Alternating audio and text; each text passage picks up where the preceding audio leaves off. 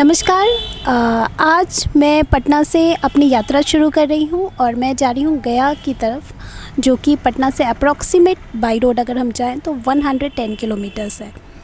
आज से एक्चुअली जो पितृपक्ष मेला है वो उसकी शुरुआत हो चुकी है, जो कि 28 सितंबर से 14 अक्टूबर तक।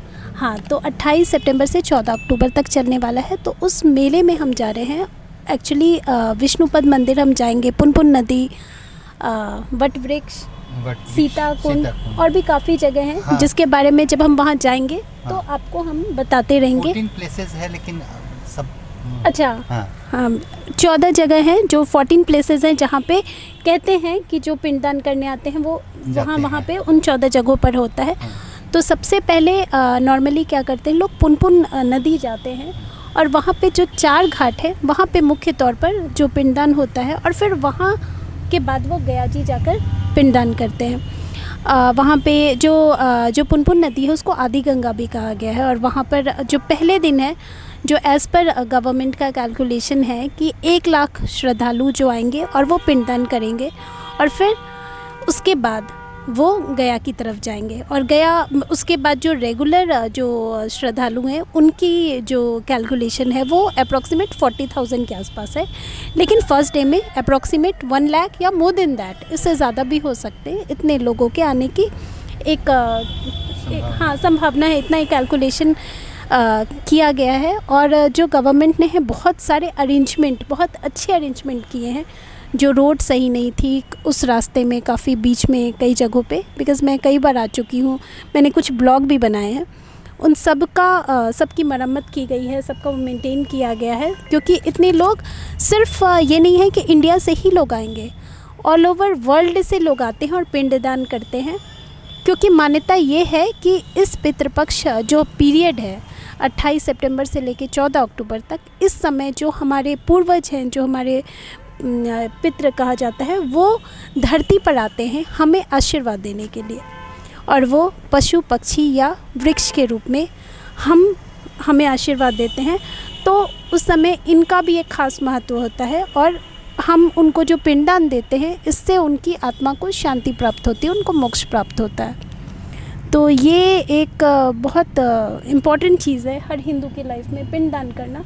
तो चलिए शुरू करते हैं अपनी यात्रा और चलते हैं गया की तरफ। और फिर सबसे पहले हम जाएंगे रामशिला मंदिर, और फिर विष्णुपद, और फिर मैं बताती रहूँगी, जहाँ भी जाऊँगी वहाँ के बारे में आप लोगों को बताऊँगी। चलते हैं फिर जी। नमस्ते आनंद सर, कैसे हैं आप? नमस्ते अक्षता जी। आपको आज गया लाए हैं, गया जी कहते हैं इसको।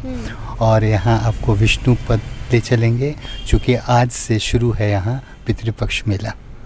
हाँ, तो इस जो ये कंप्लीट एंटायर जर्नी है, इसके मेरे गाइड हैं आनंद सर, जो हमें गाइड करेंगे। क्योंकि आनंद सर गया के ही रहने वाले हैं, तो इजी हो जाएगा हमारे लिए चीज़ों को समझना, और कौन से मंदिर जाना है, कहाँ जाना है, कौन से पंडित जी से मिलना है, ये सारी व्यवस्था ऑलरेडी आनंद सर ने कर रखी है। Thank you so much Anand sir, मेरे हर ब्लॉग को बहुत सक्सेसफुल बनाने में आपका बहुत बड़ा रोल है। तो फिर हम चलते हैं, फिर चले हम। Thank you. Thank you. तो हमको बोलना चाहिए कि आप इतना अच्छा से ये जो ब्लॉग बना रही हैं, इतना बड़ा चीज़ हो रहा है कि पूरे बिहार को आप पूरे हिंदुस्तान में दिखा रहे हैं कि बिहार में क्या क्या है और कितना बड़ा चीज़ है। और स्पेशली ये, और नहीं, ये तो सिर्फ एक बिहार की चीज़ नहीं है, इसमें सिर्फ पूरे वर्ल्ड से लोग आते हैं, देश विदेश सभी जगहों से जो पर्यटक हैं वो पिंडदान करने आते हैं। कहते हैं कि सनातन धर्म में ये एक बहुत बड़ी चीज़ होती है। अगर आपने गया में आकर पिंडदान कर दिया, आपने, कहते हैं कि पूर्वजों को मोक्ष प्राप्ति होती है, मोक्ष प्रदान किया। और इस ड्यूरेशन में जब हम आते हैं तो साथ में हमारे पूर्वज, ऐसा जो धारणा है, जो लोग हम ऐसा जानते हैं, ऐसा सुनते आए हैं, जो मान्यता यही है कि वो धरती पर आते हैं हमें आशीर्वाद देने। तो हम कहीं ना कहीं उनका आशीर्वाद किसी भी रूप में, चाहे वो पशु हो, पक्षी हो, वृक्ष हो, उनके रूप में, जो नेचर है, बेसिकली इसका कॉन्सेप्ट ये भी है कि वो नेचर को हम खुश करते हैं, उनको खिलाते पिलाते हैं, उनकी सेवा करते हैं, ताकि हमारे पूर्वज जो हैं वो उससे खुश हों और उनको शांति मिले, उनकी आत्मा को शांति मिले, हाँ, है ना, हाँ, और वो हमें आशीर्वाद दें। हमारे धर्म में जो है ना इकोलॉजिकल बैलेंस जी, बड़ा बहुत ध्यान बहुत दिया बहुत, गया है। चाहे ये वो सब- कोई भी, चाहे हाँ, वो कोई भी आप फेस्टिवल उठा लो, हाँ, उसका कहीं ना कहीं हाँ, वो नेचर से रिलेशन है, से चाहे वो related छठ है। पूजा हो या दिवाली हो या बहुत सारी चीज़ें हैं, हाँ, उसका कहीं ना तभी तो कहीं हम कोई, लोग नदी का भी पूजा करते जी हैं, जी, सूर्य की भी वृक्ष का, पूजा सूर्य करते की हैं, पूजा मतलब वो करते हैं। एक्चुअली नेचर हाँ, ही सब कुछ है, तो हाँ, वो नेचर की पूजा हाँ, हम करते हैं, जो कि एक बहुत अच्छे एक साइंटिफिक मैसेज भी जो यंगस्टर्स हैं उनको हम उस तरीके से समझा हाँ, सकते हैं, हाँ, जिनको बहुत सारे लोग नहीं मानते कि तो कहीं सुनी बातें हैं या मान्यता है, तो इसका कहीं कोई लॉजिक नहीं है। हाँ, तो लॉजिक है, अगर हम उसको साइंटिफिकली या वैसे अलग एकदम। तरीके से सोचें तो उसका साइंटिफिक भी है, और Right. उसकी वैल्यू है, उसका इम्पोर्टेंस है। तो चलिए चलते हैं और फिर वहाँ के बारे में बताती हूँ मैं आप लोगों को। एक मिनट।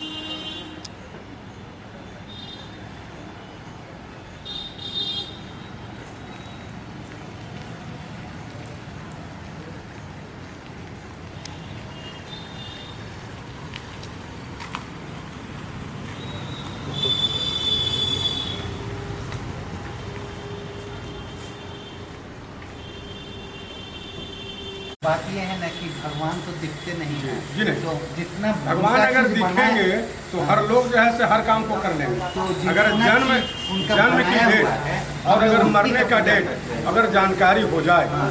तो हर लोग जो है से जान जाएगा कि हम किस दिन मरेंगे। जन्म का डेट और मृत्यु का डेट ये निर्धारित नहीं है, भगवान अपने पास ही रखे। ये गुप्त है, किसी के हाथ में है नहीं। तो वो दिखते नहीं, लेकिन उनका बनाया हुआ हर चीज़ को हम जी जी उनका जो क्रिएशन है Creation को। उनको हम पूजा करते हैं, जी। तो एक्चुअली वही नेचर जो हाँ। है हम उसकी पूजा करते हैं, जी जी यही तो भगवान है, नेचर को जो ये बैलेंस। गया जी का यही महत्व है। जी, हर वेदी पर आप जाएंगे, पंडा पुजारी मिलेंगे, आपको यही सब चीज़ें बताएंगे। नमस्कार। धन्यवाद। हाँ, धन्यवाद नारायण जी, आपने पंडित। बहुत, हाँ पंडित जी, आपने बहुत अच्छी जानकारी दी। जी। Thank you.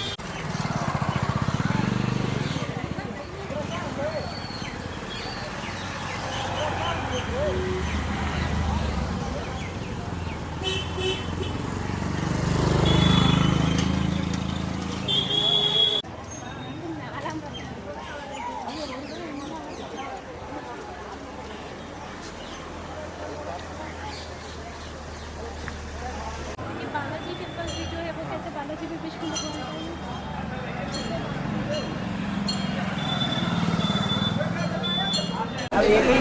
तो अब हम आ गए हैं विष्णुपद मंदिर, जो कि आप देख सकते हैं, श्री विष्णुपद वेदी गया धाम।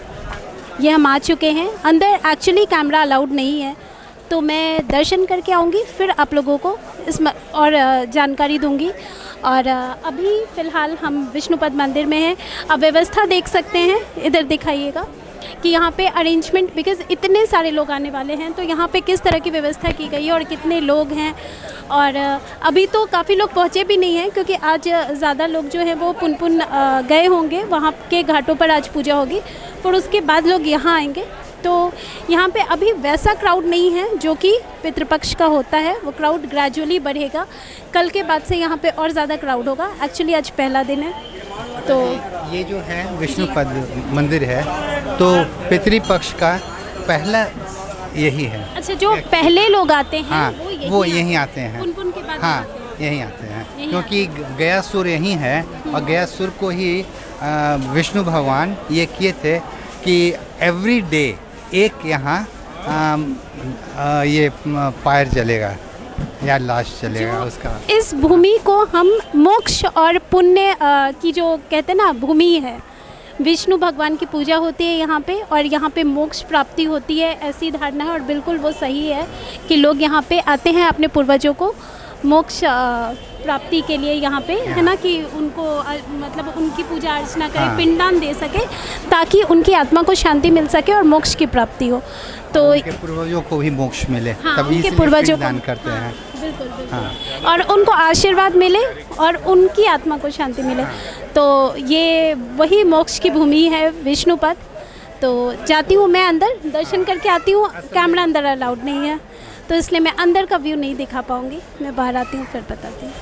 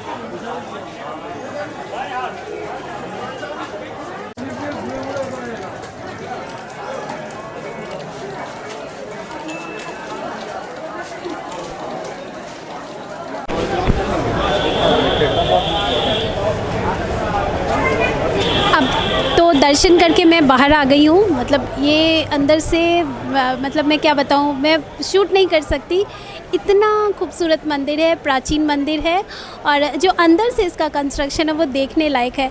आई मस्ट से कि आप सबको एक बार विष्णुपद मंदिर के दर्शन ज़रूर करने चाहिए, जो कि गया में है।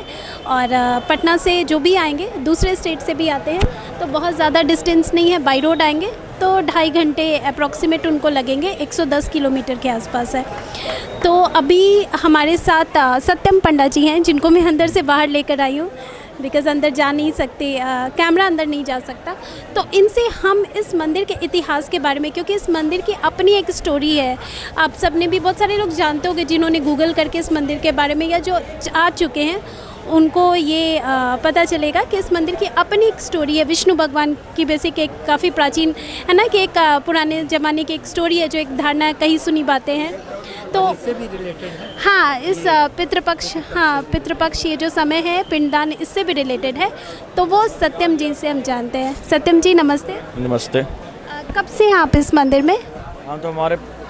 हम तो यहाँ बहुत बचपन से ही आ रहे हैं यहाँ, इसलिए हमें यहाँ का कुछ जो हमें पता है वो हम आपको बताने का कष्ट करेंगे, जितना हमें जानकारी होगा वो हम बताएंगे। हाँ, क्योंकि हम देख सकते हैं कि सत्यम जी खुद भी अभी बिल्कुल यंगस्टर्स के लिए एक रोल मॉडल हैं, कि एक जो बेसिक धारणा के पंडित होंगे तो बहुत ओल्ड एज होंगे, इनको इतनी जानकारी है और इनकी जो पीढ़ी दर पीढ़ी है वो इस मंदिर की सेवा करती आई है। तो हम सत्यम जी से ही जानते हैं इस मंदिर की स्टोरी। ये मंदिर जो है ना बहुत पुराना है, कह सकते हैं कि आप ये मंदिर उससे भी ज़्यादा पुराना है। इस मंदिर को बहुत पहले गयासुर नाम राक्षस हुआ करता था। गयासुर राक्षस? हाँ, गयासुर राक्षस। जो गयासुर एक असुर था, लेकिन फिर भी बहुत धार्मिक था। कई देवताओं को प्रसन्न कर कहीं आशीर्वाद प्राप्त किया, जिसके कारण से जो है ना कोलाहल पर्वत जाकर उसने तब पूजा पाठ आरम्भ किया था, जिसके कारण से जो है ना पूजा पाठ के 3 लोक में हाथ तबाही या समझ लीजिए एक हाहाकार हो गया। मतलब कि वो बहुत धर्म ओरिएंटेड था और वो पूजा पाठ करता था राक्षस होने के बावजूद। हाँ, उसके कारण जो भी उसे छूता था स्वर्ग में जाए, स्वर्ग में जाता, नर्क का अकाल शांत पड़ गया, खाली हो गया। कहते हैं कि सृष्टि का एक नियम है, जीवन और मृत्यु दोनों बराबर होनी चाहिए। मतलब वो इतना, मतलब एक कहते हैं कि एक पुण्यात्मा होता है, एक पुण्य, मतलब इस तरह क्या था कि उसके पास जो भी जाता था उसको टच करता था, स्वर्ग में स्वर्ग जाता था। इसलिए तो नर्क में बिल्कुल वो सन्नाटा हो गया, क्योंकि सब इसी कारण से नर्क में शांति हो गया। तो इसकी वजह से सारे देवता डर गए, क्या कि सृष्टि का नियम है, अगर वो तब पूजा उसका संपन्न होता है तो गयासुर भगवान ब्रह्मदेव से कुछ भी मांग सकता है। इसके कारण सारे देवता डर गए। तो ब्रह्मदेव का विष्णु भगवान के पास, विष्णु भगवान बोले आप धरती पर जाइए, हवन पूजा पाठ होगा। हाँ, तो फिर मतलब क्योंकि सही बात है, क्योंकि सृष्टि का अपना एक नियम है, स्वर्ग या नर्क ये जो भी चीज़ें बनाई गई हैं तो उसका अपना एक नियम है, वो बिल्कुल बैलेंस, वो इम्बैलेंस हो जाएगा। ये इसके कारण से सारे देवता डर गए और डर के भगवान ब्रह्मदेव के पास है। ब्रह्मदेव का आशीर्वाद है, लेकिन ब्रह्मदेव वो खुद नहीं कर सकते, तो इसलिए तो विष्णु भगवान के पास गए। अब विष्णु भगवान बोले आप धरती पर जाओ, सारे देवता ऋषि का रूप लेकर धरती पर वो पूजा के लिए तो आगे, उनके लिए भी कोई अच्छी जगह भी मिलनी चाहिए। तो गयासुर के सुझाव दिया, गयासुर के से जाइए, उनका शरीर दान में लीजिए। गयासुर के पास जाइए, और वो इतने दानी हैं और इतने धर्मात्मा हैं कि उनका उनका शरीर वो अपने दान में दे देंगे बिना संकोच किए। अच्छा, क्योंकि उनका शरीर अगर दान में मिल जाएगा तो जो होता है कि उनको टच करके लोग, मतलब होता है ना, उनको छूने मात्र से वो स्वर्ग की प्राप्ति होती है, वो चीज़ बंद हो जाएगी। हाँ, है ना? बंद हो जाएगा। इसके कारण धरती पर एक चीज़ बन जाएगा कि वो सदियों से चले आ जाए। ये जब धरती पर उसको मिल गया, उनको अच्छी जगह शरीर गयासुर का, धरती पर उसको उनका शरीर मिल गया, उनसे उन्होंने दान मांगा और वो इतने धर्मात्मा थे कि उन्होंने दे दिया। हाँ, दे दिया। और फिर धरती पर 5 कोस में गयासुर को सराय, गया क्षेत्र 5 कोस में फैला हुआ है। धरती पर उसके शरीर छाती के ऊपर उन्होंने बैठ कर सारे 33 करोड़ देवता पूजा पाठ वगैरह करने लगे, जिसके कारण से पूजा तो चलते रहा। जैसे जैसे पूजा संपन्न हुआ तो गयासुर कहते हैं कि पूजा हम लोग हाथ जलता है तो हमें जलन होता है। गयासुर उसी वही कारण था, गयासुर का शरीर हवन के ताप से वो जलन होने लगा उसको। जैसे जैसे वो हवन संपन्न हुआ तो गयासुर उठकर जाने लगा। तो सारे अच्छा, मतलब उस जलन से वो उठकर, मतलब वो बैठ गया। हाँ, कि वो अब आपका पूजा पाठ संपन्न हुआ है कि हमें यहाँ से जाने की अनुमति दे। सारे देव ऋषि बोले आप तुम जाने, तो हम ब्राह्मणों को अपना शरीर हमें दान में दिए, क्योंकि ब्राह्मण को दान दिया हुआ चीज़ वापस नहीं लेते हैं। और सारे ब्राह्मण और 33 करोड़ देवी देवता, जैसा कि आपने बताया कि वो सब वहाँ पे पूजा अर्चना कर रहे थे, के लिए उसके पास बैठ गए। जैसे वो हवन संपन्न हुआ तो जाने तब नहीं जाओ, शरीर हमें दान में दिया हुआ चीज़ नहीं ले सकते। तो फिर भी नहीं सुना था, भगवान विष्णु का आह्वान किया सारे देवताओं ने। गयासुर आह्वान, भगवान विष्णु का आह्वान किया तो भगवान विष्णु गयासुर को सुला कर उसके ऊपर धर्मशिला एक पहाड़ को रख दिया। धर्मशिला पहाड़, हाँ। ओके। धर्मशिला पहाड़ को रख कर तब नहीं शांत हुआ तो भगवान विष्णु ने विराट को, उनकी छाती पर रखा। हाँ, गयासुर की छाती पर रख कर भगवान ने अपने दाहिने पैर से गयासुर को दबा दिए। विष्णु भगवान ने। हाँ, जिससे भगवान का पैर का निशान जो है ना वो पत्थर के ऊपर में आया है। हाँ हाँ, जो है मंदिर के अंदर में एक चांदी का घेरा है, जी। उसी चांदी का घेरे के बीच में भगवान विष्णु का दाहिना वो पैर है। देखा है हम लोगों ने, हाँ देखा। उसी के बीच भगवान का दाहिना पैर है। सुबह में यह सुबह सूर्योदय के साथ पिंडदान स्टार्ट होता है और सूर्यास्त पहले तक के पिंडदान होता है, उसके बाद पिंडदान नहीं करते हैं। अच्छा, तो ये अभी आज 28 से लेके 14 अक्टूबर तक चलने वाला है, तो हर साल इतनी ही धूमधाम होती है और इतना ही रश होता है। हाँ, इसे आप कह सकते हैं कि एक दिन में आपके 1 लाख से 1.5 लाख तक की भीड़ एक दिन में होता है आते हैं पिंडदान करने के लिए, क्योंकि कहते हैं कि विष्णु पद में आके वो मोक्ष की प्राप्ति होती है, आशीर्वाद मिलता है पूर्वजों का। हाँ, ये पितृपक्ष जो है ना, पितृपक्ष यानी पितरों के नाम का ही उद्धार के लिए ही किया गया है। हाँ, ये जो समय है ये पितरों के का आशीर्वाद लेने का समय और उनको उनकी आत्मा को शांति देने का समय और उनके है ना मोक्ष की प्राप्ति। पिंडदान जो होते हैं तो पूरे 12 मास करते हैं। ज़्यादातर लोग पितृपक्ष में मान्यता रखते हैं, कुछ शुभ दिन मानते हैं तो पितृपक्ष में वो लोग पिंडदान के लिए आते हैं, जिससे ये लोग उससे देश विदेश से पूरे देश से लोग यहाँ पिंडदान के लिए आते हैं। यहाँ तो सभी जगह से पर्यटक, ये नहीं कि सिर्फ हाँ इंडिया, ये तो सभी जगहों से पूरे भारत से लोग आते हैं। पिंडदान तो ऐसे पूरे 45 जगह का ही किया जाता है। ये 15 दिन है, जो 17 दिन, कुछ लोग 17 दिन रुक कर करते हैं, कुछ लोग एक दिन में भी पिंडदान कंप्लीट करते हैं। 1 दिन, 3 दिन, 5 दिन, 7 दिन, 17 दिन तक ये सभी दिन या पिंडदान तो पूरे 12 मास होते हैं। ज़्यादातर लोग एक महीने में 15 दिन का ही पितृपक्ष करते हैं। एक पितृपक्ष 15 दिन में ही इतने लोग भीड़ होती है कि आराम से लोग कर नहीं पाते हैं। वैसे तो सालों भर होता है, बट ये जो समय विशेष है। हाँ पितृपक्ष का, इसकी अपनी खास मान्यता है। हाँ, ये पितृपक्ष ही अपने आप में एक मान्यता है। ये नहीं, इसमें ऐसी धारणा भी है ना कि हमारे पूर्वज जो है वो सभी धरती पर आते हैं और पशु पक्षी और वृक्ष के रूप में और हमें आशीर्वाद दे के जाते हैं। फिर श्राद्ध करते हैं, इससे पुत्रों को हमारा आशीर्वाद बना रहता है। ये पितरों को हमें भी शांति मिलता है, कर मन का शांति होता है, पितरों की आत्मा को सभी शांति प्राप्त होता है और वो हमें आशीर्वाद देके जाते हैं और हमारा उनसे मिलान होता है किसी भी रूप में, चाहे वो पशु के रूप में हो, पक्षी के रूप में हो, उनसे मिलान होता है। हाँ, वो किसी भी रूप में आपका दर्शन दे सकते हैं। दो इंसान हो, पशु हो, पक्षी हो, कोई भी जीव जंतु हो, चराचर जीव सभी जीवों में होता है। हाँ, अच्छा, ऐसे अहिल्याबाई से क्या रिलेटेड ये मंदिर है, कुछ ये लिखा हुआ था? अहिल्याबाई जो है ना इंदौर की रानी थी, उनके पास कहते हैं ना उनके पास अपार संपत्ति था। अच्छा, वो इंदौर, हाँ अहिल्याबाई, बिल्कुल हाँ। अहिल्याबाई इंदौर की रानी थी जिनके पास अपार संपत्ति था। कहते हैं कि चोर डाकू कहते हैं जिनके पास अपार संपत्ति होता है, चोर डाकू तो उन्हीं को लूटते हैं। उनके पास इसके कारण अहिल्याबाई के पास और उनके राज्य में लूटपाट करते हैं, उसके कारण से सारे जनता प्रजा उनके जान मान की हानि होता है, जिसके कारण से अहिल्याबाई को सूचना मिली तो उन्हें परेशान रहे और दिक्कत है, उनसे चोर डाकू से परेशान होने लगे। जब भगवान ने सारे ब्राह्मण अपने गुरुओं से ऋषियों से सुझाव निकाला कि क्या उपाय बताइए इनके बारे में, इसका क्या उपाय। गुरुओं से बात किया तो गुरुओं ने बोला कि ये एक ही उपाय है, भगवान से प्रार्थना करो। तो उन्होंने अपनी संपत्ति 2 हिस्सों में बराबर कर दिया। एक भगवान शिवलिंग के साथ रखा, एक भगवान विष्णु के मूर्ति के साथ रखा। फिर कहा बताया कि अब अगली बार चोर वगैरह आए लूटने तो वो ना ले पाए, सफल ना हो पाए। इस कारण बोले वो भी जैसा उन्होंने बोला गुरुओं ने उनका, तो वो सफल हुए, जिसके कारण से वो जब नहीं ले पाया, असफल हो गए वो चोर, फिर वापस खाली हाथ चले गए। तो उन्होंने अहिल्याबाई ने निर्णय लिया मंदिर का धन संपत्ति के 2 हिस्सों में कई मंदिर बनवाया, लेकिन ज़्यादातर 2 मंदिर ऐसा है जिनकी बहुत मान्यता होती है। एक काशी विश्वनाथ का मंदिर हो गया आपका, एक भगवान विष्णु का मंदिर। हाँ, उन्हीं के द्वारा उन्होंने बहुत सारे हाँ विष्णु।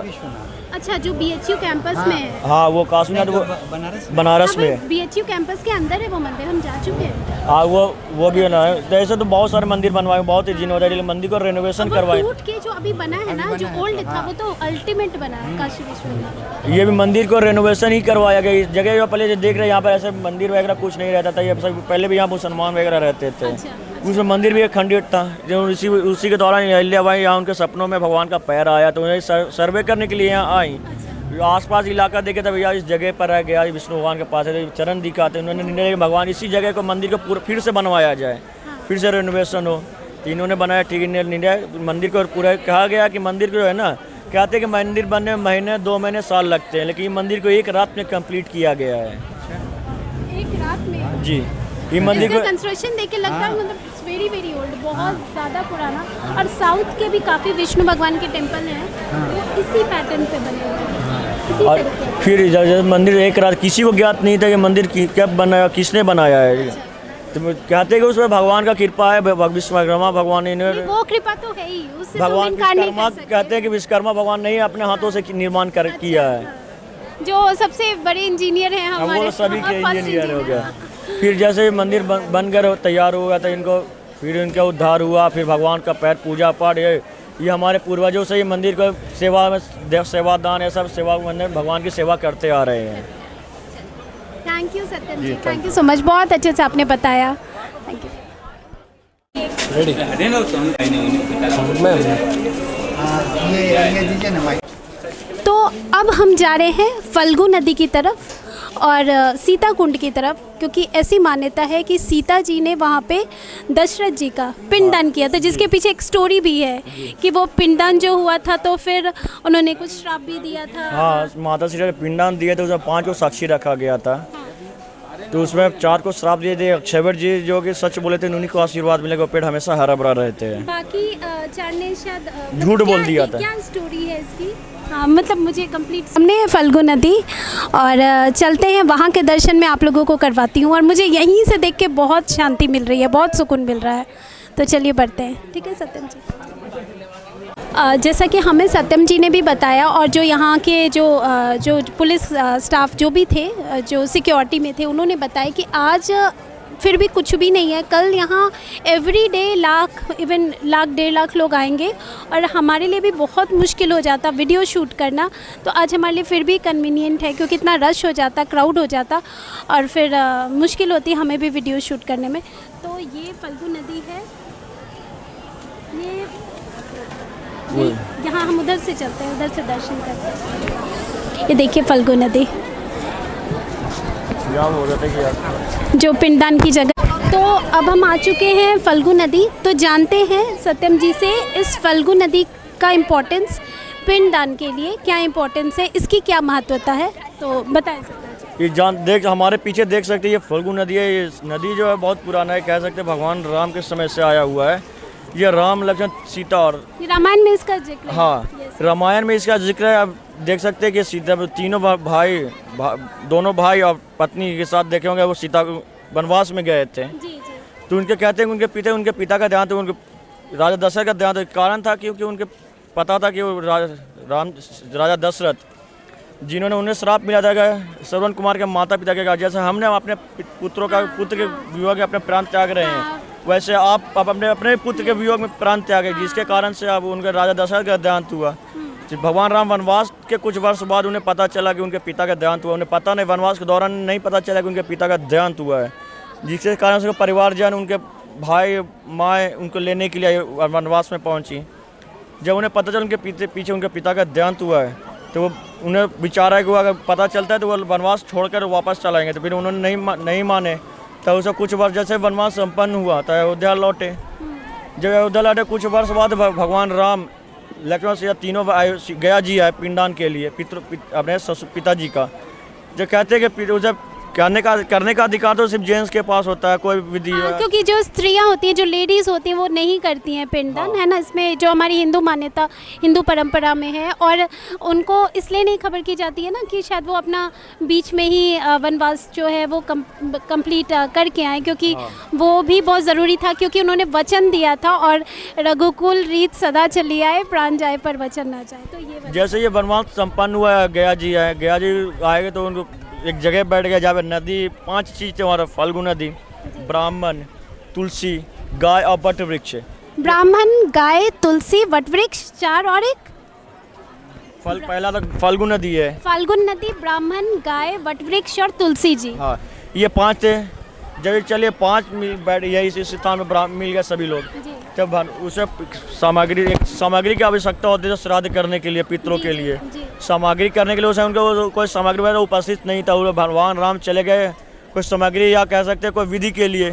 तो उसमें काफ़ी वक्त कहते हैं कि सूर्य उदय के साथ और सूर्यास्त से पहले तक पिंडदान करने का विधि है।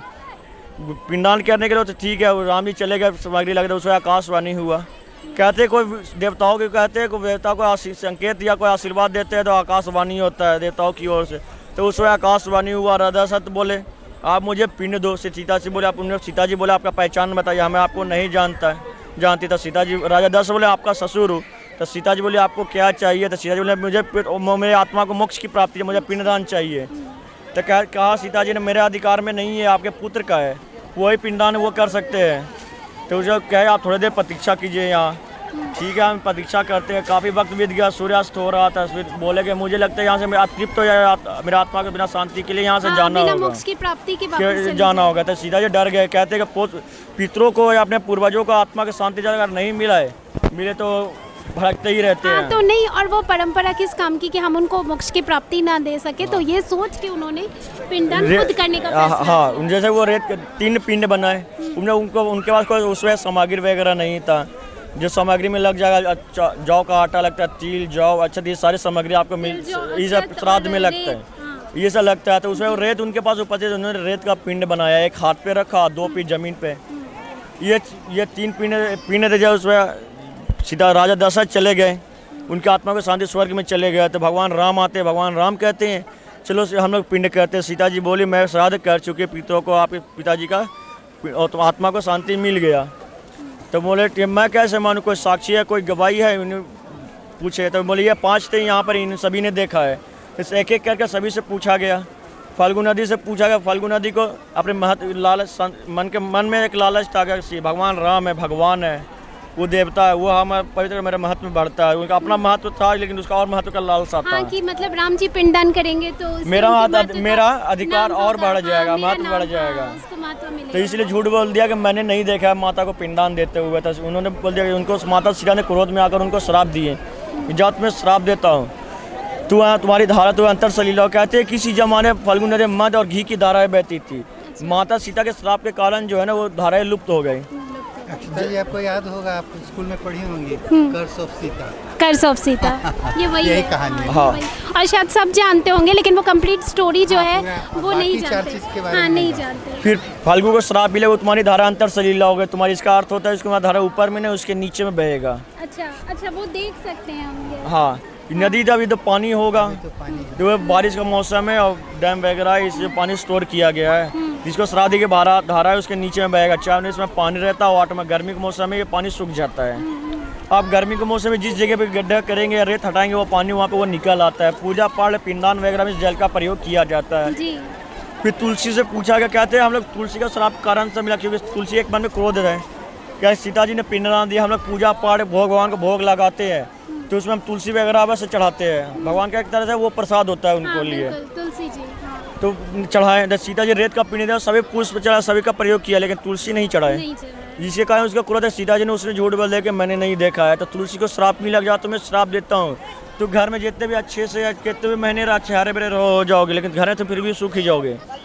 अब तुम्हारा जो उत्पादन है तुम्हारे हरे भरे, तुम्हें गंदगी जगह पे जाओगे, जो गंदगी होगी, कीचड़ होगा, मैला ये सब होगा, उस जगह तुम्हारा अधिकतर उत्पत्ति होगी और तुम सूख जाओगे। हाँ, घर में वो सूखा रहता है। अच्छा, हाँ हो जाता है, ऐसा होता है अक्सर। तुलसी का पौधा आप कितना भी केयर कीजिए वो सूख जाता है। हाँ। और फिर उसके बाद गंदे का तुरा जन्म लोगा तुम्हारे साथ। भगवान विष्णु का प्रिय तुलसी है, भगवान प्रसाद पूजा पाठ भोग लगाते तो उसमें वो चढ़ाते। ज़्यादातर लोग इसको घर में भी ले जाते। गाँव से पूछा गया, गाँव को लालच है अपने खाने का लालच। कहते हैं ना गाँव को पिंडदान हम लोग कहते हैं, अन्न देते हैं, चावल दाल ये सब कुछ देते हैं खाने को उसको। वो इसका कारण रेत है, रेत का पिंड वो खाएगा नहीं, इसके कारण से वो झूठ बोलते कि मैंने नहीं देखा है। तो सीता जी ने उनको श्राप दिए कि जा तुम्हें श्राप देता हूँ, तुम्हारे शरीर की पूजा होगी, पूरे शरीर की पूजा के लिए मुख की पूजा कभी नहीं की जाएगी। गौ दान किया जाता है कि गाय को पूछ को पका के उनकी पूजा करते हैं। फिर ब्राह्मण आया, ब्राह्मण को पूछा गया, ब्राह्मण का श्राप मिला कि उसका अपनी लालच था, धन की लालच, क्योंकि उनको ये श्राप दिया गया ब्राह्मण संकल्प करा, ब्राह्मण को दान दिया जाता है काम कराने के बाद। और वो जब राजा रामचंद्र जब करेंगे तो वो भगवान राम है, राजा है, वो कुछ भी दे, हमें कोई भी संपत्ति है, कोई भी राजा ही कहीं के बना दे। इसके कारण उसने झूठ बोले कि मैंने नहीं देखा है। तो ब्राह्मण को श्राप मिला, तुम्हारे मन तुम भी कितना भी मांगो, कोई भी काम करा, तुम्हारा हमेशा मन के लाल सही रहेगा, हाथ फैलाकर ही मांगोगे। ब्राह्मण को कभी मन का शांति नहीं मिलेगा, मतलब कितना भी मिल जाए वो एक जो तृप्ति है वो कभी सेटिस्फेक्शन नहीं होगा। फिर अक्षयवट जी से पूछा, गया अच्छा फिर अक्षयवर जी से पूछा गया, अक्षयवर से पूछा, अक्षयवर जी ने बोल दिया हाँ माता ने पिंडदान दिया है। तब माता सीधा प्रसन्न हो गया, खुश होकर भगवान राम भी प्रसन्न हो गए, उनको आशीर्वाद मिला, जब तुम्हें आशीर्वाद देता तो हमेशा हरा भरा रहोगे, तुम जब तक सृष्टि के अंत तुम ऐसे हरे भरे तुम्हारा तुम कभी सूखोगे नहीं, एक पत्ता गिरेगा और 1000 पत्ते वो निकल आएंगे। अच्छा, इसीलिए जो ये समय है पितृपक्ष है, इसमें वट वृक्ष की भी पूजा होती है। और वहाँ दर्शन करना एक कहते हैं कि वो भी एक मैंडेटरी चीज़ है, इम्पोर्टेंट है वहाँ जाना। जैसे कि हम विष्णु पद आते हैं वैसे वृट पक्ष भी जाते हैं, तो वो इसी वजह से क्योंकि उनको उन्होंने वरदान दिया था। आशीर्वाद मिला, वो पेड़ हमेशा हरा भरा रहता। कहते हैं उनको 4 आशीर्वाद दिया गया। पहला आशीर्वाद है कि जो धन की कमी हो तो धन की कामना रखते हैं उनसे, जो संतान नहीं रहता तो संतान की कामना रखते हैं, को भगवान के भक्ति की कामना चाहते हैं तो भक्ति मांगते हैं। मोक्ष, जिनको बड़े बुजुर्ग होते हैं जिनको मोक्ष की ही कामना, एक सर्वाधिक मोक्ष की कामना रखते हैं, वो बड़े बुजुर्ग मोक्ष की ही कामना मांगते हैं, मोक्ष चाहिए वो मोक्ष की कामना मांगते हैं। अच्छे से हम स्वस्थ ही इस मतलब हमारे घर में सुख शांति, हमारे सब कुछ सुखी रहे, सब कुछ सुखी रहे और हम सब कुछ अपनी जिम्मेदारी जो है वो निभा के इस दुनिया से जाए। हाँ, ये देख सकते हैं हमारे यहाँ से कुछ दूरी पर है सीता कुंड है, जहाँ पर माता सीता ने पिंडदान दिया था अपने ससुर का। कहते हैं कि वहाँ पे राजा दशरथ का अब भी हाथ है, जिनके एक पिंड हाथ पे और 2 पिंड जमीन पर है। ये पिंडदान है ऊपर 45 वेदी में जो है ना, एक सीता कुंड भी है जो कि जहाँ पर रेत पिंड दिया जाता है। हाँ, सीता कुंड हम जाएंगे और वहाँ के भी दर्शन मैं आप लोगों को कराऊंगी। ये जो पीछे आप देख सकते हैं, यहाँ से सीता कुंड दिख रहा है, बट हम चलेंगे सीता कुंड। हाँ, रबर डैम है, रबर डैम भी देख लेंगे और सीता कुंड के भी दर्शन कर लेंगे। तो चलिए चलते हैं। आप आएंगे नहीं जगह पर, रात में इसमें लाइटिंग वगैरह भी रहता है, अच्छा लगता है। यहाँ से घूम कर आगे से जाएंगे तो एंड में वहाँ से आप घूम कर पूरा वो आप ये जो सीनियर ऑफिसर इसके थे ना, वो मेरे ही फ्लैट में रहते थे, तो ला के पूरा हमको दिखाया। आवश्यक सूचना हमारे रामशिला के जितना भी भक्तगण आए हुए हैं उनसे अनुरोध है कि कृपया कर, हमारे जितना भी रामशिला के भक्तगण आए हुए हैं उनसे अनुरोध है कि कृपया कल स्नान कर जल उठा लें और संकल्प करा लें। ठीक लग रहा है ना पानी? हमारे जितना भी रामशिला के